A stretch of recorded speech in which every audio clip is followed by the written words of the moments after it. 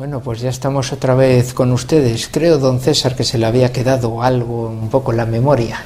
Sí, por hacer memoria histórica, que no histérica, porque no sé si doña Ana, usted lleva muchos años ya en España y sabrá que aquí nuestro gobierno está muy preocupado por la memoria que ellos llaman histórica, es decir, por preocuparse solo por los muertos de un bando, porque los del otro no se acuerdan, ¿no? Bueno, pues es que claro, según cambia el país, las tornas se invierten, porque aquí los supuestos hombres de progreso, que no progresamos nada con ellos, pero en fin, ellos se llaman así, están muy preocupados todavía 40 años después o 30 años después de la muerte del dictador, están preocupados por esos temas y por la guerra civil y por vencer a Franco una vez muerto, porque claro, mientras estaba vivo no se atrevían a luchar contra él, ¿no? Pero en fin, pero claro, uno se va a Polonia y ahí uno echa la vista atrás y allí los conservadores son los comunistas, que es muy curioso esto, porque claro, sí, una persona que es conservadora, allí los conservadores son los comunistas, ¿no? O sea, y según cambia eso, y ustedes han tenido, han padecido lo que es, en fin, el paraíso comunista que decía aquí Santiago Carrillo en relación también a Rumanía, no a Polonia, pero hablaba de eso, ¿no? Y el comunismo no ha sido más que una ideología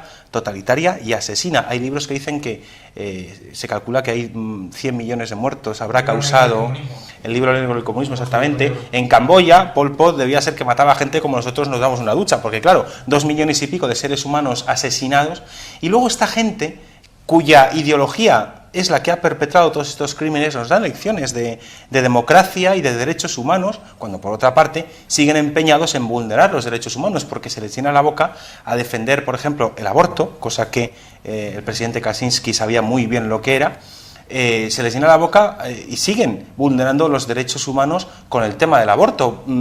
Ellos dicen, hablan del derecho de la mujer a elegir ¿qué? Sobre la vida de otro ser humano. Es absurdo, ¿no? Entonces, allí en Polonia debe ser interesante cómo cualquier persona que hable de que sea conservadora es comunista, ¿no? Y se supone que los comunistas o los de izquierdas son en fin, han monopolizado el concepto de progreso o han monopolizado el concepto de libertad. Socialismo es libertad, con ese lema llegó Felipe González al poder en el 82, ¿no? Y luego lo que resulta es que la izquierda es, en mi opinión, la auténtica enemiga de la libertad. No les gusta la libertad, no les gusta que la gente piense, que se cuestione sus postulados, que se les discuta, y cuando uno deja sin argumentos a un progre, le llaman facha. Siempre pasa lo mismo. A mí me gustaría ahondar en el argumento de don César y contar que el episodio de Katyn es uno de los ejemplos más claros de la manipulación ideológica e histórica de la izquierda, característico. Es decir, es un caso terrible, me parece, ¿no? de ocultación, de mentira inmediata, ¿no?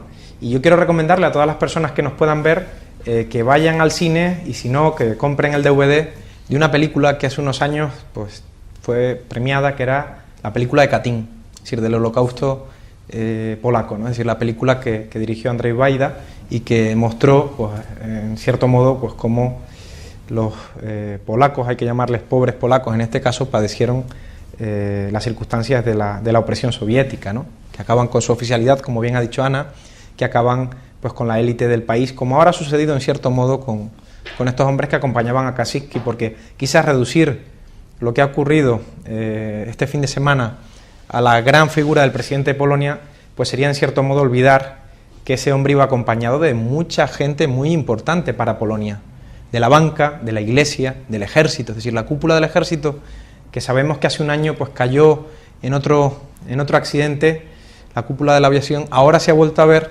esa herida, ¿no? por una nueva matanza de sus cuadros dirigentes, ¿no? Cuadros dirigentes que estaban renovando el país. Es decir, Polonia todavía es un país, en cierto modo, según mi manera de ver, que está desembarazándose de su pasado. Por eso son importantes episodios como los que iba a conmemorar el presidente Kaczynski a Katyn, es decir, poniendo las cosas en su lugar, que era algo necesario. No estamos hablando de nuestra guerra civil, estamos hablando de acontecimientos que se mentía hasta ayer. El gobierno ruso no ha querido reconocer, y de momento no lo ha reconocido completamente, el acontecimiento de Katyn. No se ha hecho responsable, ha hecho responsable al mundo soviético, es decir, al pasado. Al principio de los años 90 mencionó todas las maldades de Stalin, quizás un poco Mikhail Gorbachev. Eso sí, pero realmente él ha dicho, sí, son cosas que ha hecho Stalin, pero nada más. Porque hay que recordar que hasta la caída de la Unión Soviética y los bien entrados, los años 90, no se han abierto los actas, los archivos de KGB. Y cuando por fin Putin va a reconocerlo, por eso volaba el director del Banco Nacional Polaco. ¿Por qué? Porque como nos acordamos bien, en un momento dado Alemania reconoció todo lo ocurrido de los campos de concentración y ha pagado una cierta recompensa o a exprisioneros o a las familias, parece que algo parecido iba a ocurrir con los exprisioneros o sobre todo las familias de los de Katyn. Por eso volaba toda la cúpula también del sistema financiero polaco. Claro. También hay que decir una cosa muy importante. Todo el mundo, Stalin, claro, no hay duda que se le considera como una persona malvada, uno de los dictadores que más mal ha hecho a todo el mundo, pero siempre...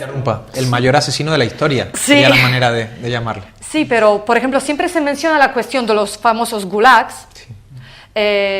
Toda la Siberia, todos los campos de trabajo, pero se olvida de las cosas importantes como Katyn y también del famoso Golodomor en Ucrania, porque que todavía son las cosas... Doña Ana, explique eso, por favor, para quien no lo conozca. ¿Qué es Golodomor? Golodomor es, claro, Unión Soviética en años 20, si me acuerdo bien, empezó la nacionalización de toda la industria y también de agricultura, pues que Rusia como que no quiere darse cuenta de que es un país de una población muy grande y quiere aparecer, competir con Estados Unidos, con todo el mundo, y quiere aparecer como una fuerza económica, un gran país con economía enorme, quiere aparecer en los ojos de todo el mundo. Pues que empieza, en vez de darse cuenta de que tiene mucha población a cual tiene que dar de comer, empieza a todos los cereales, campos de cereales, empieza a exportar, empieza a acumular. Y la gente trabaja, pero como que no recibe la comida. Es muy famoso en este momento, que es, en ruso se llama Golodomor, o en español me parece que es Gran Hambruna, sí. En Ucrania, cuando mueren millones de campesinos, millones de gente, porque todos los cereales que ellos en teoría deben recoger y guardar para sobrevivir el invierno, para tener algo de comer, se exporta o lo quita directamente Rusia y hace por orden de Stalin, por la nacionalización de la agricultura. Pero sobre eso no se habla. También se desincentiva la digamos, acción privada, ¿no? Es decir, había muchas digamos, medidas que podemos llamar disuasorias para que la gente se dedicara a cultivar y no, digamos, confiara en el, son cosas el Estado absurdas. Que finalmente termina por empobrecer el país. Pero en China ocurrió lo mismo. Sí. No hay que olvidar que en los años 60 del siglo XX pues China padeció las consecuencias de la política de Mao, que Camboya padeció igualmente no ya las muertes o la represión, sino incluso las acciones políticas a la hora de ordenar el mundo en que vivimos, sacar a la gente del campo y mandarla a la ciudad, y a los de la ciudad mandarlos a hacer las labores de los campesinos, es decir, la locura, ¿no? Y la locura trajo el hambre, y la locura trajo también esas muertes que hay que imputarle al comunismo porque era parte de su política. Claro, pero es que el comunismo, en su más amplio sentido totalitario del término, ¿por qué es contrario a los derechos humanos? Porque no respeta ni el derecho a la vida, como muy bien se ve en la trayectoria de Stalin y de otros insignes, entre comillas, comunistas, pero no respeta tampoco el derecho a la libertad individual. Si un señor quiere hacer una cosa o tiene un proyecto de vida concreto o quiere dedicarse a lo que estime oportuno, bajo el telón de acero no se podía. Un señor trabajaba en lo que le decía el Estado, y el Estado era el que planificaba la economía. Luego así pasaba que había cantidad de núcleos de población que estaban desabastecidos, porque los planes nunca se cumplían, siempre se producía por debajo de lo establecido. Y ese era el problema. Luego por eso había esas hambrunas terribles, porque a muchos productores, incluso, como muy bien ha dicho doña Ana, lo poco que conseguían producir por esa ineficiencia de su sistema productivo se lo llevaban a otras partes. Pues ya ven ustedes, estamos en plena tertulia y con un tema muy interesante. Volvemos ahora en unos minutos, no nos dejen.